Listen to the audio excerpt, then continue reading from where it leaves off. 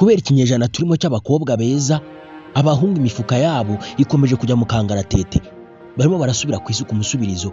Amafaranga yose bakoreye arimo aramarwa n'abakobwa beza. Interuro ivuga ngo niba udafite amafaranga aba bakobwa beza urabashaka iki ko n'ubundi nta bushoboye? Niba uzi neza ko urukundo rwawe nta mafaranga arimo, wakigire mu by'ubuhinzi n'ubworozi cyangwa ukajya gukora indi mirimo itandukanye y'uburetwa, ukareka kuza gukomeza wirukansa abana b'abandi ubasaza nta n'ikintu wabamarira.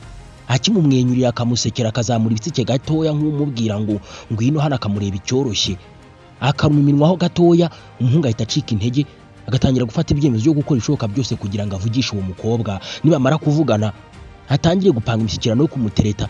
Rimwe na rimwe bamwe ngo bahita bafatiraho n'imyanzuro yo kumva bashinga ingo, nyamara kandi ngo abakobwa b'uyu munsi nabo bamaze gufata icyemezo cy'uko byanze bikunze ari ukuvugana umuha amafaranga gusa akigendera. Mpereza amafaranga nikomereze, cyangwa se nkinjire nyagukureho ku neza nkusige iheruheru.